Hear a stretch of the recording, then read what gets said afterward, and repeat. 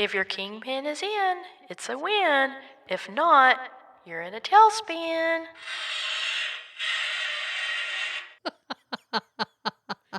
Oh, that hurts. Yes. Ouch. Listen to episode 6 to hear more details on the kingpin. Oh boy, it brings back some memories. Number 1 on the checklist. Right. Rachel and I would like to welcome you to You're All Right, Get Up, a podcast full of laughter, personal stories, encouragement, and often a show about living life. As a disclaimer, our podcast does not offer professional therapy or treat illness. We are a motivational supporting podcast sharing our life experiences, stories, and laughter. And we encourage you to check out our website, allrightgetup.com, to shop online for awesome merchandise. Awesome merchandise. Yeah, it's awesome, all right. You got that right.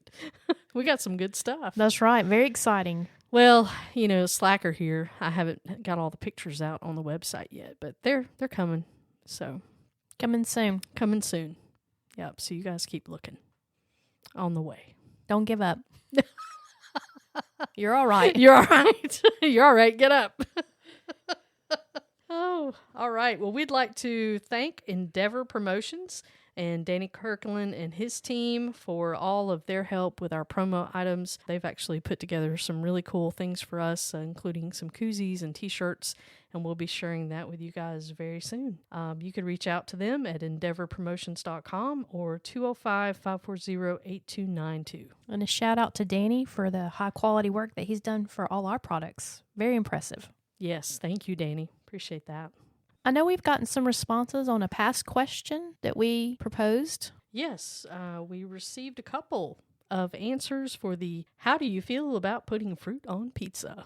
All right. What are the responses? Let's see. We want to thank Jeremy for his response. If we're going by the technical definition of fruit, which includes tomatoes and peppers, absolutely give me a fruit pizza. Of course, I will also accept pineapple on a Hawaiian pizza if no other quality pizza is available. Oh, wow. So it's a last resort. Right. Okay. All right, Jeremy.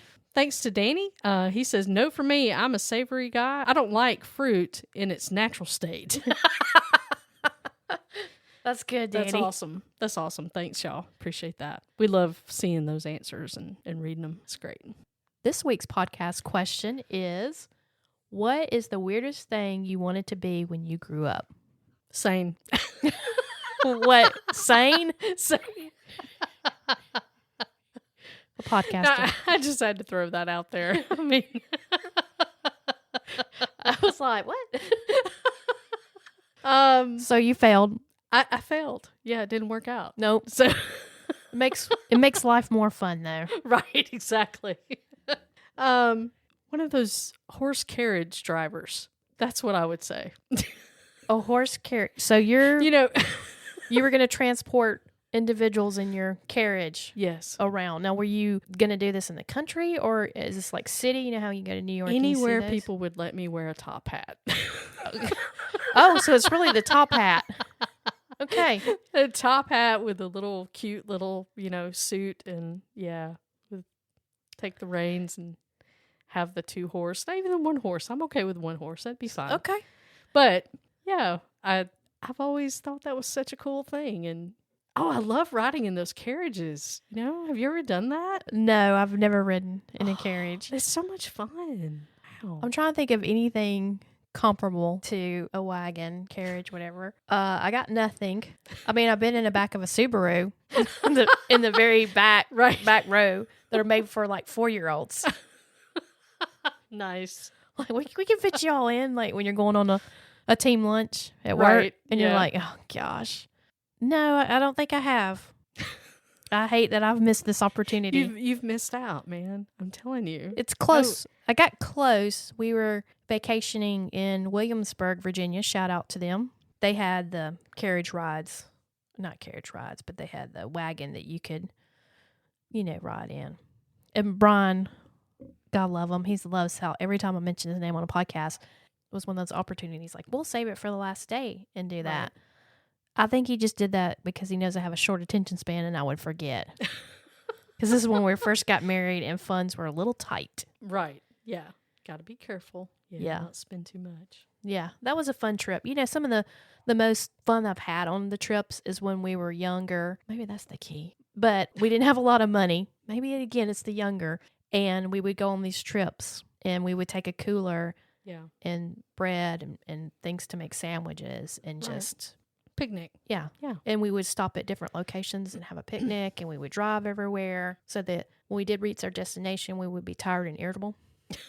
It's very important to start a trip that way. But those were good times. And that was one of our first trips to Williamsburg, Virginia. Making memories. See, Yep. you have a lot to talk about. A Yeah. lot to share. I'm crazy, I know. I just have always loved those carriages. I always thought that was so cool to have. I've never noticed the top hat, but It's very important. Now, are you going to need- also get a top hat for your horse? Yeah. Okay. Of course. Okay. No judgment here. He should have one too, right? Okay. Yeah. All inclusive. He or she. Yes. I don't know if this is weird, but I really wanted to be a tour guide. Oh, nice. That's awesome. Yeah. I still wouldn't mind being a tour guide. The way that it originated is my parents, we took one of those fun trips to Disney World Mm-hmm. and SeaWorld and all that, those places when I was much younger. And we would take the tram, you park in the middle of nowhere and then you'd have to take that tram to the actual park itself. Mm-hmm. And then you had the tram driver and then you had the person in the back with the little CB. Again, I love CBs, I love walkie-talkies. Oh, yeah. Love And then she would okay, you're, this party of 4, you're in, you're parked in Daphne Duck. And then she would say, or most of the time it was a female. And then she would do little descriptions about the park. This was opened in Orlando in 1956. And it was originally purchased. And it would have 500 acres and lots of mosquitoes. And Disney was like, yes, this is perfect. right. And then as the trip progressed, she would continue to say things. But I love this phrase that she would always say, or he, please do not stand up until the tram comes to a complete and total stop. And I give you permission to get off because safety first. I love that. So on the same Disney trip, we rode multiple trams, had multiple tour guides. So we drove. And, it's probably from where we lived at the time, it probably takes a normal family 8 hours to drive. Mm-hmm. With us, mini Griswold family, it took us like 12. And kudos to my parents because that whole 12 hours was spent with me giving them narration of the trip. Oh, boy. The whole way. And if we stopped, I would tell them, please do not exit the vehicle until we come to a complete and total stop and you're given the green light. And then you can exit. 12 hours. Nice. And just making up things because this is before the internet when you have easily accessible information. So I would just make up random facts. I'm like, we're passing through Wilbolton where the first cotton ball was invented. In 1923. Yes. In 1891. This was a rural family farm. Yes. This city has a population of 7. The boll weevils got after them. Right. So kudos again to my parents for being so patient. That's awesome. I love tour guides. Yes. Yeah. And going back to Williamsburg, I think it's the governor's mansion. I haven't been in years. Mm-hmm. But when you go, forgive me, I don't know what room it, everybody had like such a description of a room, a fancy term for it, I guess. I guess it's like the foyer where the person would come in and they would wait to be let in Right. to the main part of the house. Yeah. It had swords on top of the ceiling that made like a circle. And then on the walls were mounted guns. And the tour guide was like, please don't touch any of the guns on the wall. And then all of a sudden she just yelled, sir, what part of don't touch did you not comprehend? Oh, boy. Then you got 20 people all of a sudden staring at somebody like. Everybody looking around. Who was that? I was so embarrassed. Who did that? I had secondhand embarrassment, but I was like, she specifically said, then she's like, come up here and stand beside me, sir. Oh, my Like, goodness. he was in the 5th grade. She might even mention, like, when we have 5th graders come, they actually know, don't touch. So embarrassing. They take their job seriously, though. I mean, She did say seriously. don't touch. Right. And it says right. don't touch. I think they had Yeah. signs too. I can't remember, but Yeah, which they have to. I don't blame them. I would too. I mean, if that was me, I would be like, look, I've laid the ground rules. They're not difficult to follow. So, I mean, haven't you wanted to ask somebody, I'm going to break down this sentence and you tell me where you got lost? Don't right. touch. Where was the breakdown? Yeah. So my husband and I, we decided that we're going to go camping during Thanksgiving week. Mm-hmm. A great time to go. And I'm glad that when we decided to buy a camper, that everybody in America also decided to buy a camper at the same time.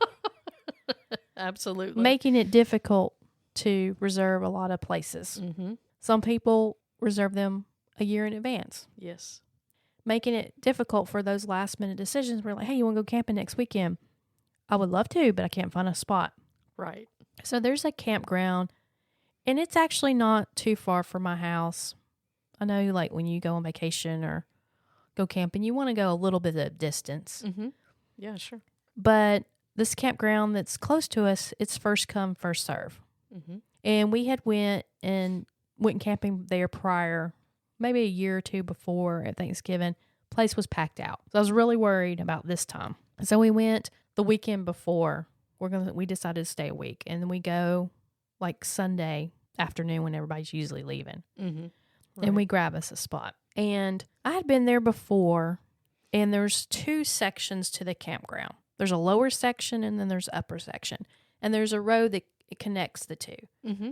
Right. And then, of course, the campground has like a store towards the front. They've got a community pool, mm-hmm. really nice pool. And it also has a furnace mm-hmm. that dates back to pre-Civil War times. Oh, wow.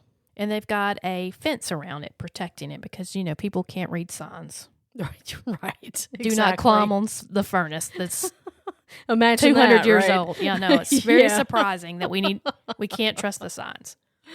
And I had told my family, Bandit, my dog, Mm-hmm. he loves to go walking, loves to go on hiking trips.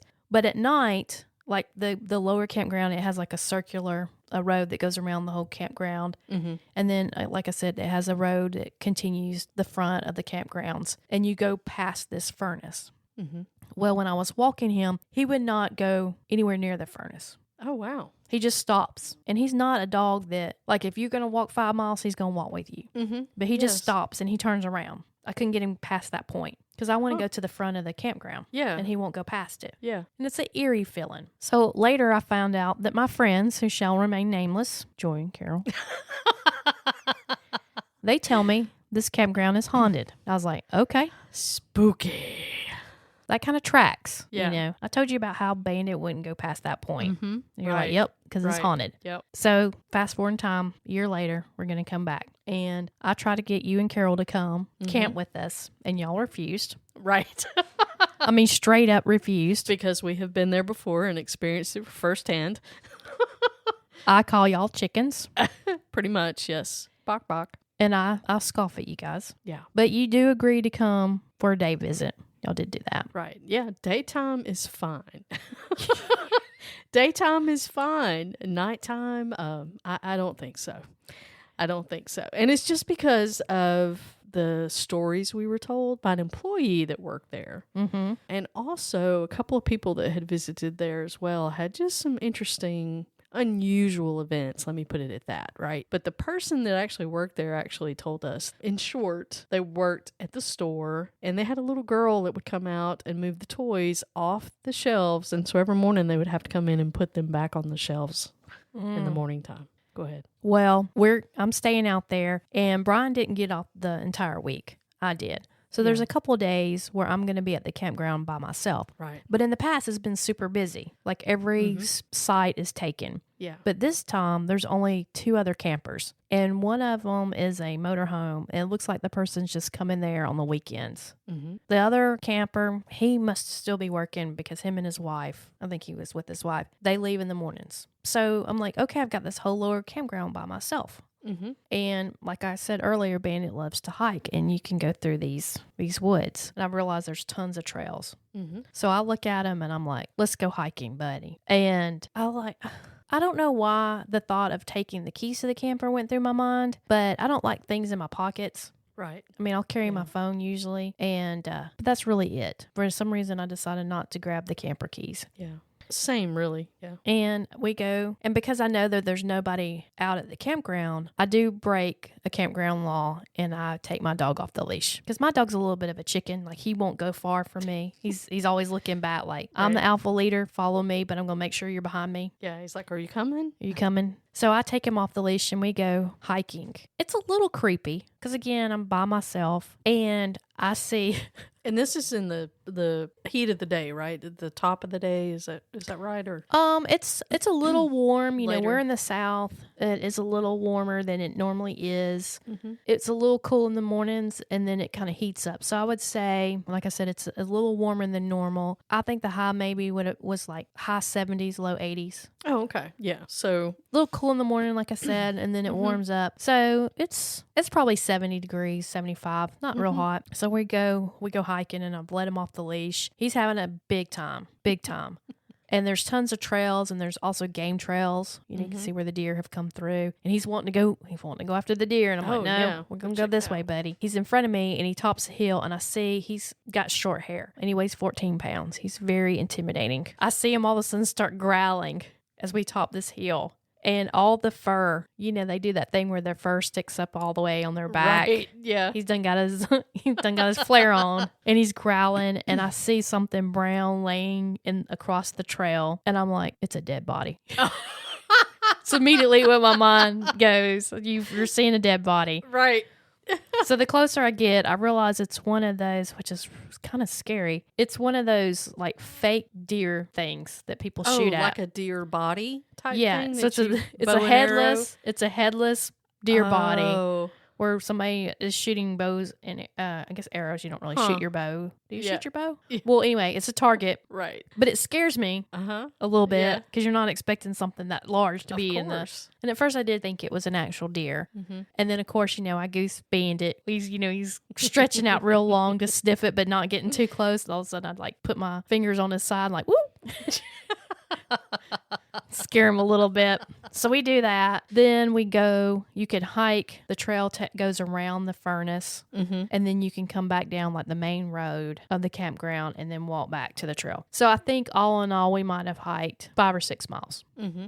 Again, not real hot, Right. but getting a good, nice little workout in, I guess. Mm-hmm. And I'm thirsty now because it wasn't real hot when we left. Sure. But now I have like a hoodie on, and now I've like taken it off and wrapped it around my waist. Right. And like you do the sleeves, and I'm like, I'm so hot. I'm so thirsty right now. And because of COVID, a lot of places they turn off the water fountains, which I'm fine with that because normally I don't really need a water fountain. Right. But they're all off. Too cold for the pool to be open. Mm-hmm. And I was like, that's okay because I'm going to go back to the trailer, and I'm looking at Ben. I'm like, yeah, I should have taken us some water. I don't know why. I've said this in a previous podcast. We always try to recreate desert-like conditions. He's like, Mom, but where's the water? Like, water. Come on. So we continue on to the camper. I get ready to open up the door, and it's locked. And I'm like, oh, no. no. But I didn't lock it. Oh, no. Because I was going to take the keys, but I was like, I don't want to take the keys because it'll be in a pocket. And if I leave, I want to just leave the door open. And that way a serial killer can be in there when we get back. Right. And be real unsafe because I'm at this campground that's secluded. But I know eat all of your potato chips. right. Oh, I'm sorry. He'll actually eat all your cereal. Yeah, exactly. Right. So Corny. I know I did not lock the door. Right. But it is clearly locked. And it's one of those Yeah. things where you try it like 7 times, like, I didn't lock the door, so it can't be locked. Let me try it again. Oh, no, it's locked. So I tried multiple times, only to be let down. And I'm like, okay, it's 10 o'clock. All right. I'm thinking those other people, maybe they come back to their camper. Maybe I was wrong. Maybe Magnum PI has deduced the wrong scenario and they're not really at work. They're going to come back any minute. Yeah. Because one of the guys, he went to the same high school I went to. Mm-hmm. So even though he was a little bit older than me, I didn't remember him, but we remember some of the same people. And I'm thinking he'll probably share some of his Ice cold water. Yeah.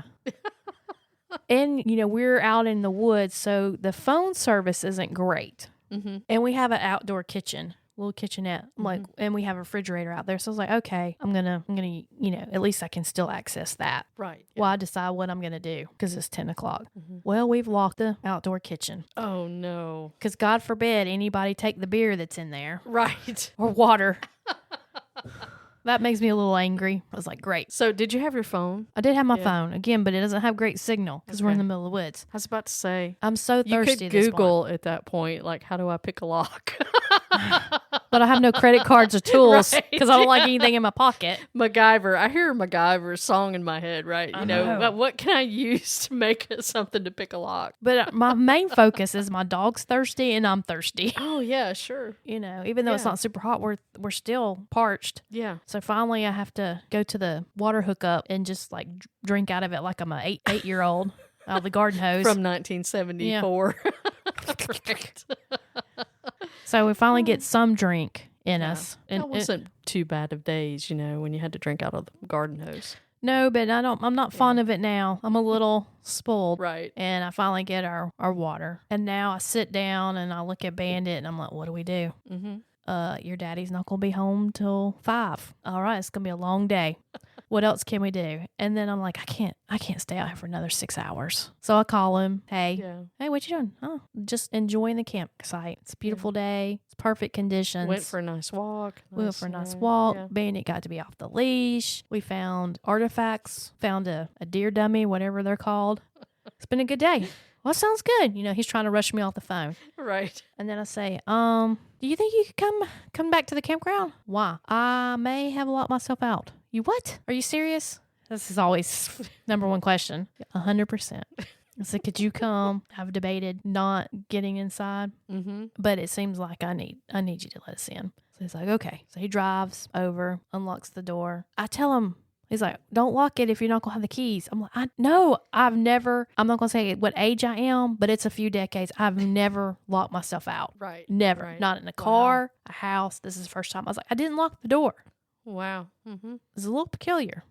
So I get some good water in me, some filtered water, have lunch. And then I decide that I'm going to get on my bicycle. It's a very nice mountain bike, trek bike. I've seen it. It's nice. And I'm going to ride around. And again, there's nobody there. So I'm going to continue to break the campground laws and put my dog off the leash. So he's chasing me around and I'm loving it because I also know that he's going to sleep like a rock. Yeah, in the night. That's the best part, right? Yeah. And so I'm cycling around, just a lower campground. It's just a big circle. And then I decided to ride my bicycle on, it has like a little creek and you can cross a bridge and go on the other side and kind of go parallel to the campground. So I'm going to go all the way over there. Well, when I go to the bridge, he smells something. And he does not follow me, but I keep going. So I'm on the opposite side of the creek now, and I look over to the campground to see where he is. So I'm looking to the right. And then all of a sudden, it's like somebody just clotheslined me with the arm. And I was like, you know what? I'm falling off this bike. Oh, no. And I'm going slow, and it's a gravel road, but I mean... Yeah. This is a mountain bike where I have done some really crazy biking and not had any kind of real incidents. And then here I am. I'm going over the handlebars. Right, because you've been on trails riding your bike and, at a relatively fast pace. And here you are kind of open gravel, right? Yeah, there's nothing around. Okay. All right. And all of a sudden, you feel like somebody just... clotheslined me. I'm going over the handlebars. Whoa. Okay. And I take a tumble, and it hurts. Yeah, I bet. And it's one of those things where I'm like, how can I go to this state park that I go to and do these huge drop-offs? And now on a level gravel road, I've just went over the top. Right. And like I said, it hurts. I'm bleeding. And it's like one of those things when you fall as a kid, you scrape up the palm of your hands because you're putting them out to brace yourself from the fall. They're bleeding. But it's good to know that no matter how old I get, that my pride takes over. Even though I want to cry a little bit, I jump up like I'm okay. Because I don't want any... Because you can kind of see me from the other campground, the upper side, where it has more long-term people. I jump up like, I'm all right. That's cool. It's a cool trick. I meant to do that. I'm so traumatized. Instead of getting back on the bicycle, I just push it back over. Because I'm like, what the heck happened? Right. Yeah. I'm just over. Yeah. So where was Bandit at this point? He's still sniffing on the He's still in the lower campground sniffing. Okay. All right. So he got never distracted. comes. He never Okay. comes over. There's another bridge a little bit further up that I cross, and I go back over to the lower campground, and I'm just pushing my bike, and it's making that clicking sound. Mm-hmm. Click, click, click, click, click. And I'm thinking they're probably asking why I'm not riding it back, being the clever rider that I am. Yeah. So I get over there, and I'm traumatized, and we go eat lunch, and I'm just like staring at the wall as I'm eating, So I read and just watch nature, and I'm like, okay, I got a Segway. Yeah. I'm going to get on the Segway. Mm-hmm. It's a few hours later. Again, I'm letting him chase me because we have rested, having a great time. Mm-hmm. Decided to do the same thing again. I decided to cross over the creek, Yeah. ride on the road parallel, and kind of go out a little bit Mm-hmm. away from the lower campground. See if Bandit's going to come with me. He doesn't. He stays where he is. Again, I'm in the same spot where I had my crash on the bicycle, and I do the same thing on the Segway. The exact same thing? It's a little bit different because I'm on a Oh. Segway, and you're kind of Yeah, you leaning can't go over forward. yeah. You're leaning forward to make it go, Right. and it hits a rock, and I kind of like get off center, and it just does like a 360 really fast and just flings me off. Oh in the my goodness. exact same spot. Whoa. Now, either I'm extremely clumsy and I just had a really bad day, or there was a ghost messing with me. You decide. Dum dum dum. Who you gonna call? Right.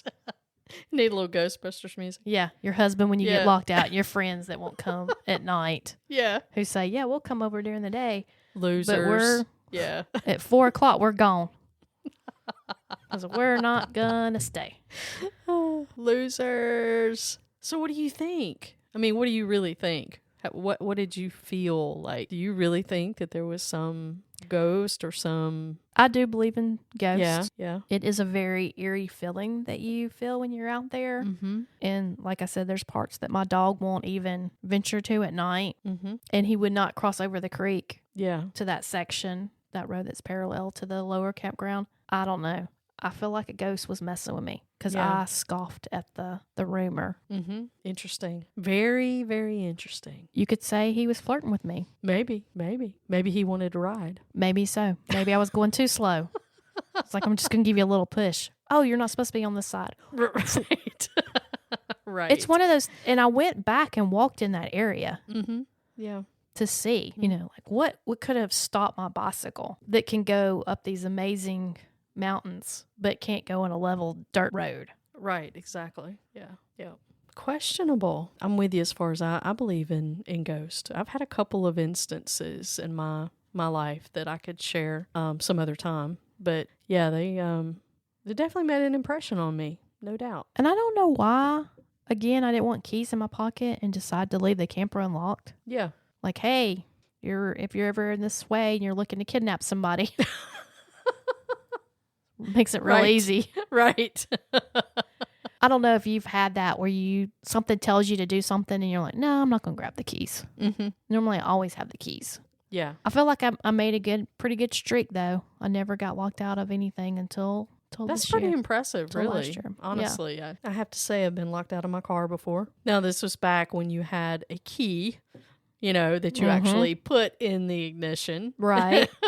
So, yeah, I got locked out then and had to figure out a way to get in my car, and then locked out of the house once before. It's definitely happened to me at least a couple of times. And I like how you're in denial. Like, okay, your first attempt to open the door and like, oh, locked. I'm going to do it again. Oh, locked again.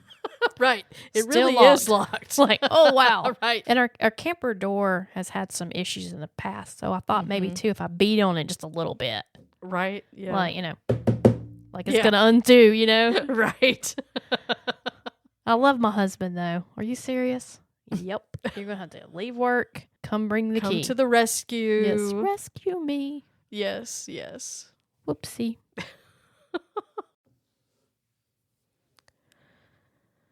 So, guys, sometimes we get in a situation very much like what we've talked about today, where we feel like our emotions have set in. Right? We've come to a place where we're completely just shut down. Right?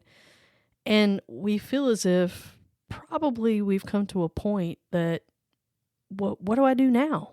What's next? I kind of hit this wall. I think that's real important for us to remember when we get to that point that many times it's okay to ask for help. It's okay to be rescued. And many times I think we don't give ourselves permission to be rescued. We think we have to do it. So many times we get to a point in our lives where we just feel like, hey, I've got to do it on my own. I got to figure a way out on my own. But that's not the case. Being rescued is something I think that you have to say, it's okay. It's all right if somebody helps me. It's okay if I ask for help.